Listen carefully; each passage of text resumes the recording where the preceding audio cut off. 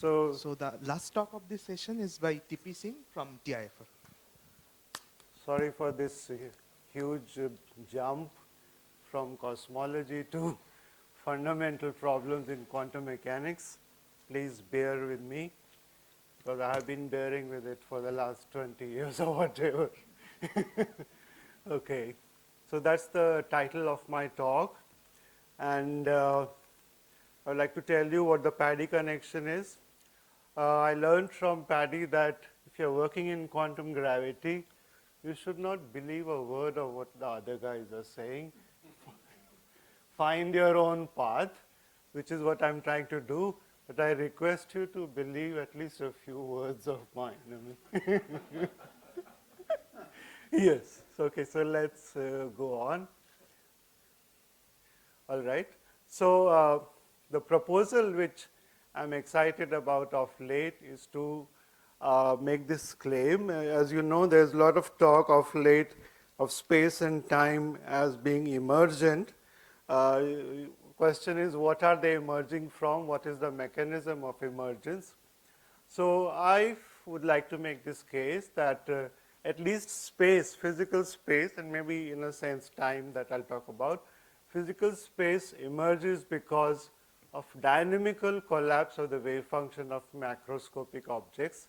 Dynamical word is important because in standard quantum theory, there is this we do talk of collapse of the wave function during a measurement, but we don't know how or why that happens, and our ignorance we express by calling it the Copenhagen interpretation. Yeah, so that's what the Copenhagen is. It's like saying, I don't know, I have no idea what's going on. Let me just postulate collapse. So we want to try to do better than that. We want to say that maybe the Schrodinger equation is an approximation to some more general dynamics, which can dynamically achieve collapse. And then let's ask this, think of the following. The universe is made up of planets, stars, and galaxies. Each one of them is staying in place because its wave function is collapsing dynamically. And only because of that, there is this sense of something which is between classical objects, which we call space. If that wave function collapse was not happening, every star would be in many places, every galaxy would spread out. And if everything spreads out, what is the meaning of talking of space? What is space if everything is everywhere? I mean, I would say the space has no meaning really then. It is only defined relative to classical objects. So can we make some mathematical model to justify this claim that space emerges from wave function collapse? So that is the sort of thing, that's the mission. But we have to develop it in parts, and let's do that. So there are three parts of the talk. The first two are just stating what the problem is, and the third is trying to solve the problem and claiming that when we do that, then we seem to get space as coming out of something underlying, which I think Paddy likes to call atoms of space-time. So my answer, it could be wrong, that those atoms of space-time are underlying non-commutative space-time to which space is an approximation. So firstly, space-time is not the perfect arena for quantum theory. I'll explain that. Quantum theory is the truth, that is, agrees with every experiment, but not the whole truth, meaning that it does not imply that there will be no future experiment which will disagree with the theory. And the claim is that such experiments will come about which will show that not everything agrees with the theory and that there is a certain so-called whole truth. Okay, so space-time is a classical entity, everybody agrees with that. The underlying space-time manifold is absolute, although its geometry is determined by the distribution of bodies due to classical general relativity. But the important thing to note is that space and time are classical entities which yet appear in quantum theory, and we take that for granted. But I think that it works beautifully. We have a relativistic quantum mechanics, but it, I would claim, is also the source of certain problems that we have known about, but we didn't realize that these problems are arising because we are using classical space-time in quantum theory. So let me show you in a sort of cartoon what I mean by the problem. How does it work, Sumanta? Okay. This is the problem all the time, yeah?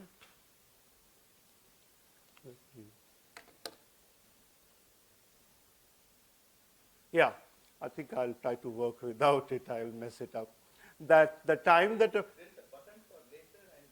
I know, but my resolution, yeah, sorry, yeah. The time that appears in quantum theory, as I said, is part of a classical space-time, which is produced by classical bodies.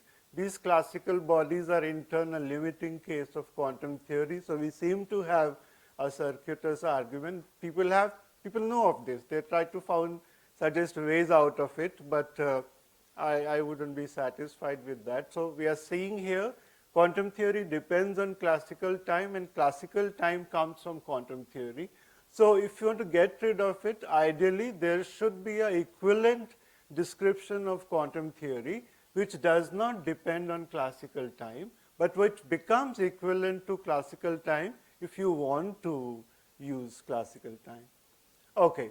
So this I've already talked about, that there is probably an underlying arena in which we should describe quantum theory without using a standard notion of time evolution. So part 2 of the talk, what do I mean by this? So I modestly claim that I'm in good company. Just a couple of months ago, Steven Weinberg has written an article titled "The Trouble with Quantum Mechanics," and more or less it is these same issues. It's good to see someone as great as Steven Weinberg coming around to at this, having spent his whole life on quantum field theory. So I don't know why this happens to people in old age. Either I'm too old or it has happened to me early. So, so that is true. Yes, thanks for reminding me. Oh, don't believe Weinberg also? No, he's on my side. I can believe him. You have to cheat a bit. You see.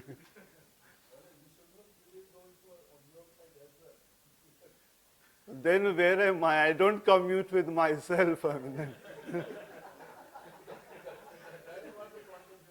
yes.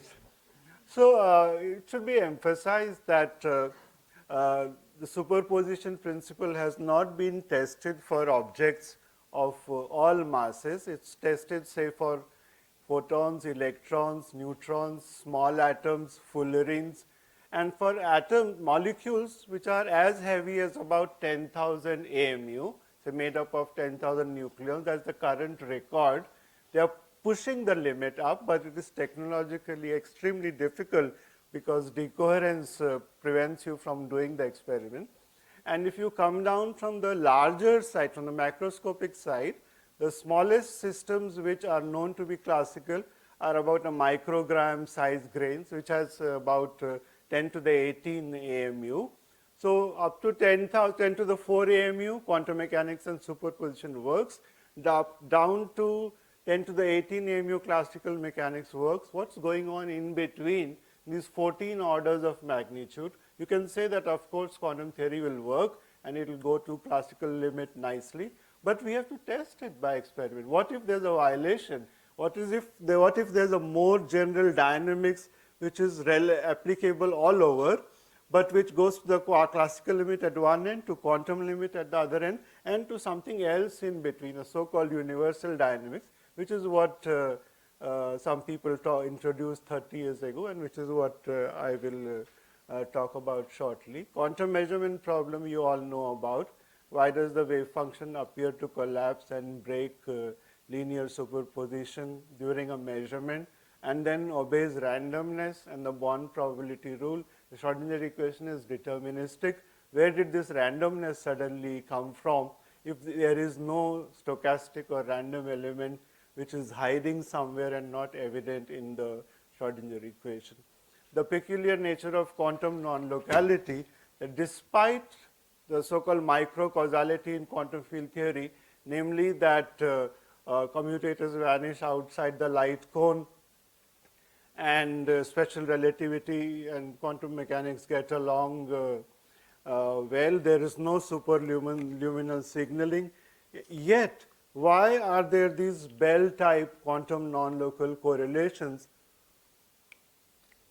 which seem to imply some kind of acausal influence outside the light cone? Either you can say this is how nature is and leave it at that. For me, that's a bit like Copenhagen interpretation. On the other hand, many people actually say this is probably the greatest mystery of quantum mechanics. It is this that Einstein was more worried about as opposed to the probabilities. He was okay with some kind of non-determinism being brought in to explain probabilities, but this bothered him because to his mind, either it conflicts with special relativity unless quantum theory is incomplete. So, what we will try to conclude today is that both of the following statements are correct. Quantum theory is incomplete and special relativity is also an approximation to a more general relativity. The two, it seems, in this picture have to go together. The problem of time in quantum theory I have already mentioned, and the extreme dependence of the theory on its classical limit is also well known. You first need to know the classical theory before you quantize it, and then this ever present question of what does the wave function really mean? Is it just a piece of knowledge, or is it a physical property, say, of the electron which is going through both the slits? But how can a complex wave function which lives in the Hilbert space travel in physical space? It can't go through, the complex wave function cannot go through two electrons, yet you must interfere the wave function and the probability amplitudes to explain interference. Some people say it's a probability wave, but that looks funny because you can't interfere probabilities. So there's this tension between Hilbert space and the physical space. The wave function lives in Hilbert space, but when you have measured the particle, it lives in it collapses into physical space, etc., which is why Feynman said to us, nobody understands quantum mechanics, please keep quiet and just calculate. There's no point trying to understand quantum mechanics. Today people contest that. The times have changed, as you know. Okay, so now let's come to the main part of the talk. So we had listed a set of problems. Now we attempt, this is not, most of it is not my work until a little later, how to solve these problems, and they all seem to, if you point towards one direction. The first possible resolution of the quantum measurement problem, there are many resolutions, many worlds, Bohmian mechanics, consistent histories, and so on. But all of those are alternate mathematical reformulations or reinterpretations of quantum theory, all of which gave the same experimental results as the standard quantum theory. So what am I to do with all those different interpretations? Is this right or is that right? How are we ever going to figure that out? So the advantage of this so-called proposal of spontaneous localization or collapse models is that the predictions are experimentally different from that of quantum theory in the regime where the theory has not been tested so far.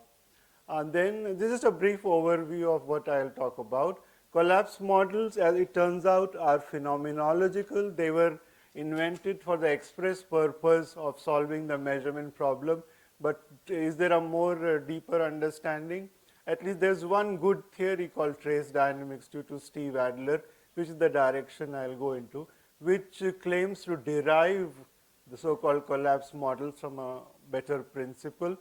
Then this is the work of Steve Adler, and then with Kinjal, who was my PhD student till a few years ago, we tried to use trace dynamics techniques to resolve this so-called problem of time, to get rid of classical time from quantum theory. I think we did succeed to some extent, though we have a much longer way to go.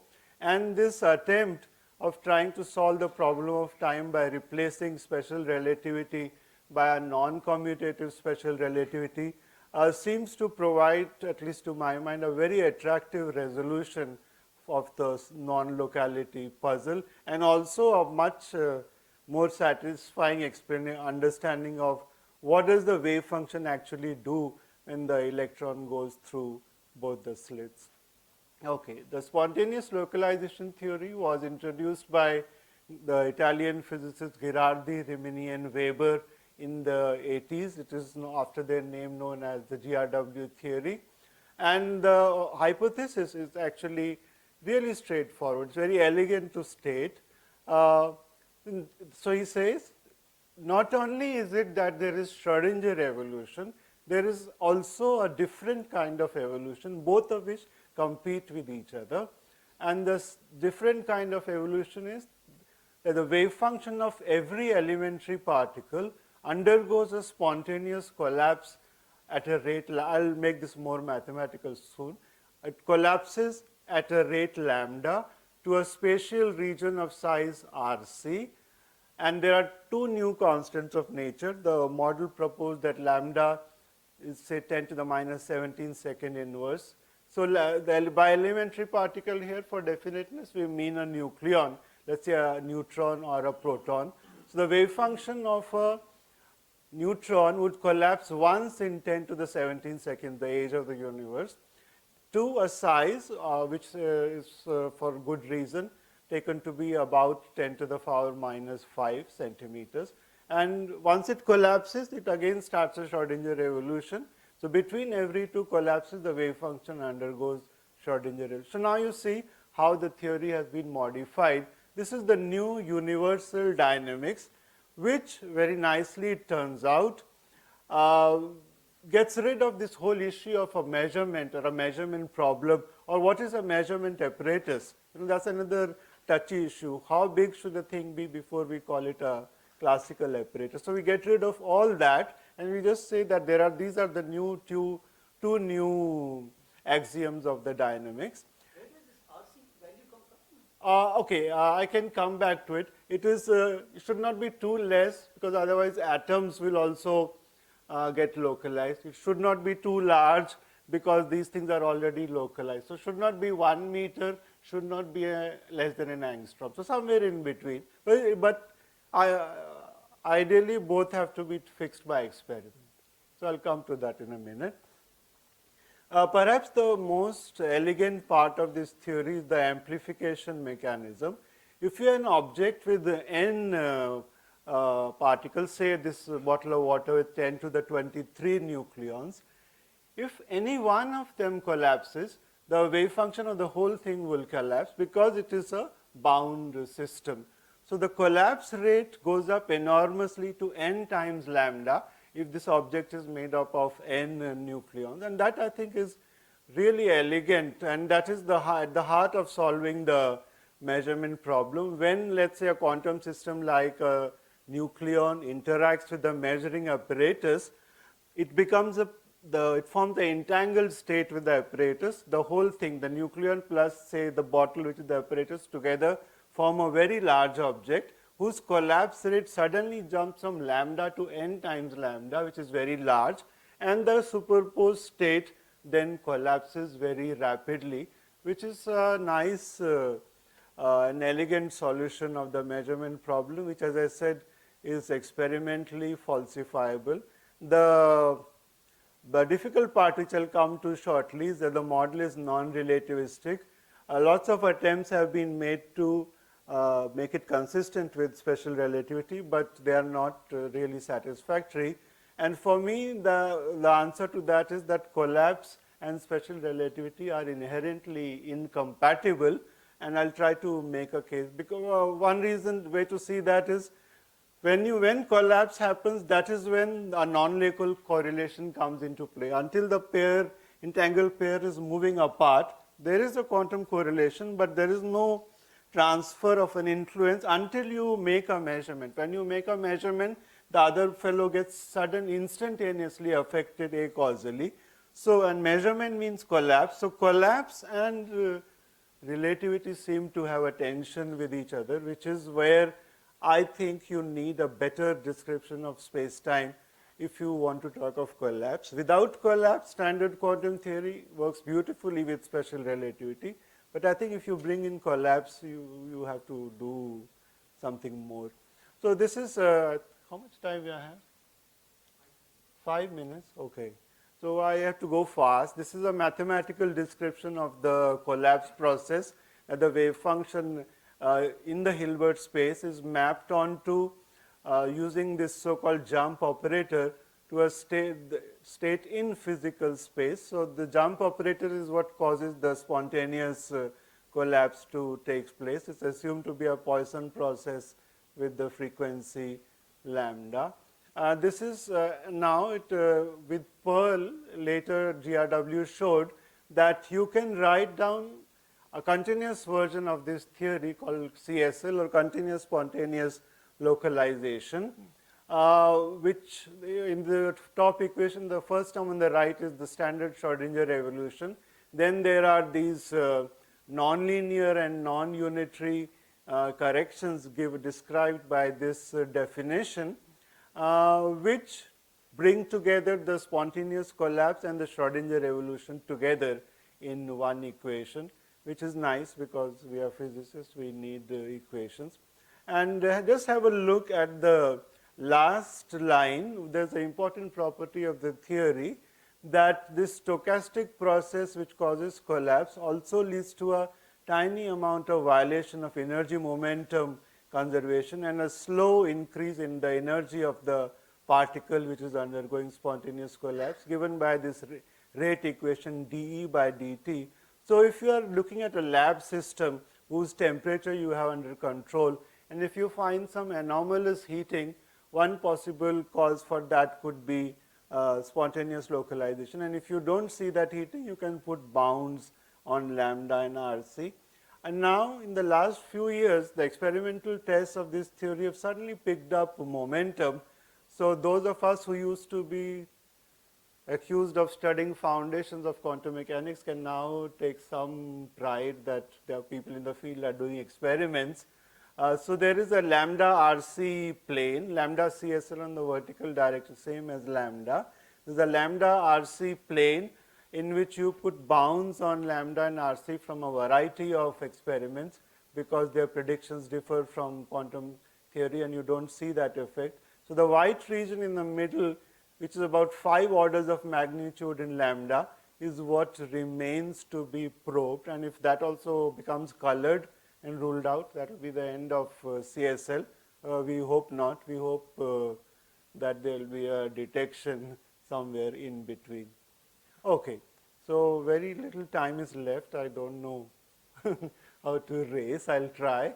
So collapse models have been questioned as being too ad hoc. Just the spontaneous collapse was introduced to solve the measurement problem. It's elegant, but it is, people would like to do better. So then there is a theory called trace dynamics, which Adler developed around 10-15 years ago along with his collaborators. I called it trace dynamics. He has a nice book on this called Quantum Theory as an Emergent Phenomenon. So the goal is to start from an underlying theory and from there to derive quantum mechanics as well as the stochastic modification known as CSL. So the starting theory is actually a classical dynamical theory. Imagine you were doing Newtonian mechanics, but the Q's and P's were not C numbers but operators, or what are here called matrices. These are operators which are not commuting with each other. You then just repeat the entire process. You have a Lagrangian dynamics, you have Hamiltonian dynamics, you can write conserved quantities and equations of motion. So that is what is repeated here.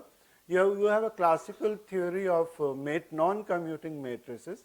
The important point is that the Q's no longer commute with each other, the P's don't commute with each other, the Q's and Pi's don't commute with each other. The commutation relations are arbitrary, they are not the quantum commutation relations. Yet the theory has a beautiful conserved charge, namely if you write down the commutator of Q and its canonical momentum P for a degree of freedom, add all of them up, that's quantities conserved in time. 2 minutes? 0. Okay. What does my voice? What? Chance say 15. 3 minutes. Okay. Oh, okay. 3 more slides. 3, not 3, 9. Okay, I will go fast. Yeah, I'll go fast. So because of this conserved quantity, the theory becomes different from point particle mechanics. Obviously, if Q and P are C numbers, this conserved quantity will be just 0. It's of no interest. This object plays a very central role in the emergence of quantum theory as well as of CSL, starting from this underlying dynamics. So the next step is to say that this is like Kynan, this is like a gas of matrices. I don't look at the system at this microscopic level. I want to coarse grain it. So what do we do then? We do a statistical thermodynamics of the system in the very conventional sense that you do statistical mechanics, say for a system of atoms, say. And then you look at what is the thermodynamic equilibrium of the theory. And lo and behold, it's very interesting. At thermodynamic equilibrium, the underlying dynamics actually becomes quantum theory. There are some ways of understanding how that is happening. You recover canonical commutation relations, Heisenberg equations of motion, and the Schrodinger equation, which is quite elegant. But the most important part is that was thermodynamic equilibrium. Now, Adler says, we must not forget Brownian motion or statistical fluctuations around the equilibrium. And when you take those fluctuations into account, you see that CSL is contained as a special case because these fluctuations actually modify the Schrodinger equation. They don't exactly predict CSL with this particular lambda and RC, but at least CSL is contained in this framework. So the Schrodinger equation is actually a thermodynamic approximation to the underlying theory, and fluctuations around equilibrium are what give rise to the stochasticity which is needed to cause collapse of the wave function. I think now I have to go too fast. We generalized it. This is the Kinjel's thesis work, although I say only 2 lines here. These are 2 long papers. We generalized Adler's work to say that not only should he have converted Q's and P's into operators, he should have done the same for space-time degrees of freedom. So our space-time degrees of freedom become non-commutative, but they still obey a Lorentz invariant theory, which is very interesting. I think that you can allow your T's and X's to have arbitrary commutation relations and yet make a Lorentz invariant so-called Minkowski dynamics. And then we repeated the processes of trace dynamics to arrive at what we call a generalized quantum dynamics. S is this so-called trace time which is obtained from a trace over these non-commutative degrees of freedom. So we would like to claim that at least when the background is quote unquote flat in this sense, we have derived a formulation of quantum theory which does not depend on classical time. The wave function here depends also on configuration variables plus these operator space-time degrees of freedom. So psi of s, comma, t hat, comma, x hat, and the standard configuration variables. From here on, we just have ideas about how we will go about it. So I think I will just flash those slides because my time has run out, except to say that we have some idea how to go from here to classical space-time. This is generalization of the Schrodinger equation. Now we switch on fluctuations in the Adler sense. There are no fluctuations in this equation. Switch on fluctuations about equilibrium. There are also fluctuations in these operator space-time degrees of freedom. As those fluctuations become sufficiently large, we recover, I don't have time to go through this, a classical space-time from this operator space-time. So in that sense, collapse of the wave function is responsible both for the emergence of classical macroscopic bodies as well as for the emergence of classical space and time. I do not have time to explain. You can ask a question how the non-locality puzzle gets resolved because of this non-commutative special relativity, and how we understand the wave function better. 2 questions please ask. Okay, so I will leave it here. Thank you, and sorry for overshooting my time.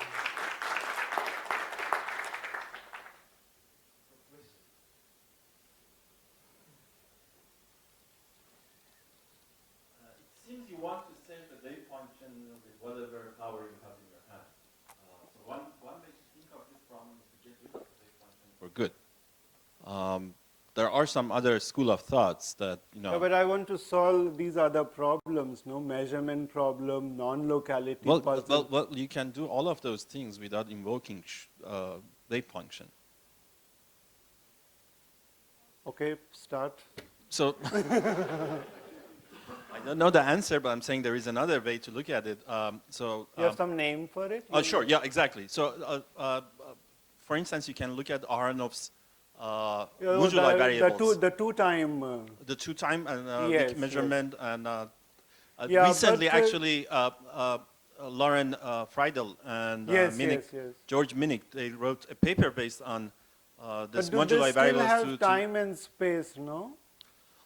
That is true. I agree. Actually, I'm working on a project with him to see how we can solve that issue. But Okay, anyways, great. I want to say maybe the other way to look at this Sure, problem sure. is I to- don't deny that. I agree with you. So long as you are solving all the problems, I would appreciate. No, but I think the wave function is so unphysical, so that's the problem. For me, it's a beautiful thing. I would just like to make correct sense of it. My claim is it looks physical because you are looking at it from space and time, which are produced by classical bodies.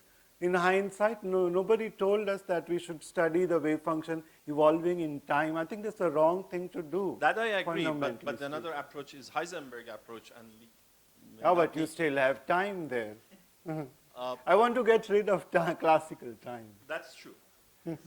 Time has been a problem for him. Yeah, So I was in non-commutative time. So Probably modify it by saying time has been a problem for several people, but you recognize it. yes, Just to overshoot. yeah, just take more time. It doesn't matter. Any further question?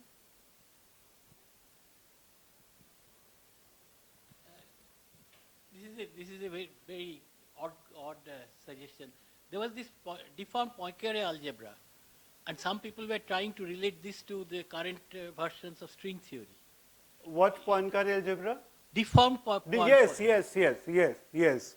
The way that is different from here is that they would still take quantum theory as given. You are modifying in some sense special relativity, but you are not doing anything to quantum theory, and personally I am very uncomfortable with that. I want to think of both quantum theory as an emergent phenomenon, space-time as an emergent phenomenon. That's the scenario in which I feel most comfortable. There is something, namely this generalized trace dynamics, but I could be wrong, your theory could be right. There is something from which both these, which is giving rise to both. So my trouble with no string theories here, one space. You are my friend. You can take criticism. Yeah. Yeah. So space-time is supposed to emerge from something, but I shall never modify quantum theory. Why? Because many worlds interpretation solves the measurement problem. They all say the same thing. Why do they all say the same thing? I don't understand.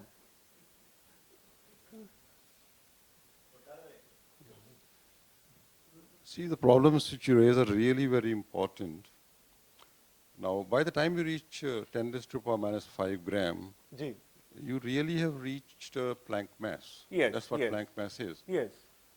So, to expect that a framework following from the Heisenberg algebra will not break down already at the Planck mass. That's a Right. good way of putting it. Yes. So for macroscopic objects, you don't have to take an electron and accelerate it all the way to the Planck I agree. energy. I fully agree with you. You can just take a set of buckyballs, Yeah. right? That's the same And thing then I'm saying. that yes. system is not going to behave as Yeah. you expect on a Yes, quantum mechanical but basis. you and I would have to do an experiment Right. and prove to the world that there is a break. Otherwise, they're not going to buy it The from problem us. is now that scale introduces a wavelength which is Planck. Yes, Okay, that's 10 to the minus 33. yes. Very difficult to do interference experiments with. No, no, no. The wavelength does not matter. What matters is that if you have, see, 10 to the 5 AMU, they have already reached. I don't think you have to go all the way up to 10 to the 18 AMU. The expected breakdown, if CSL is right, is around 10 to the 9 AMU. And to do a interferometry experiment with such large objects, you need a slit width separation, which is comparable to the size of the particle, and that is okay, little less than a nanometer. Right. So this expectation, Not Planck length. so this expectation that the quantum mechanics should be applicable to that bottle of water is simply not correct. Everybody agrees?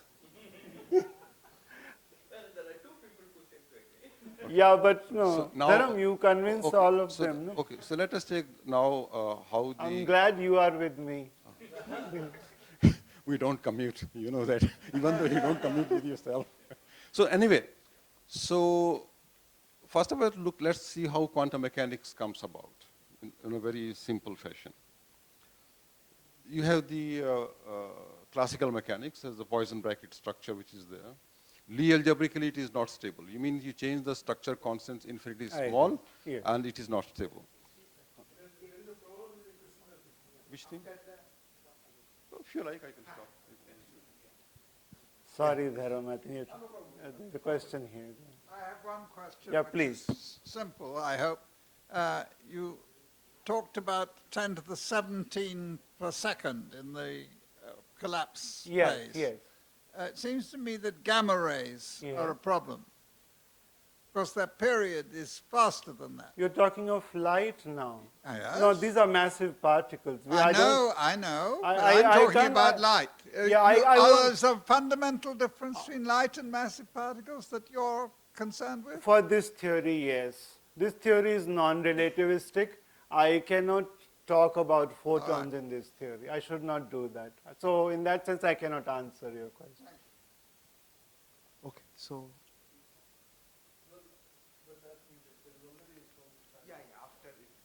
Yeah. Sorry for overshooting. It Yeah, took so away let's question. thank TP for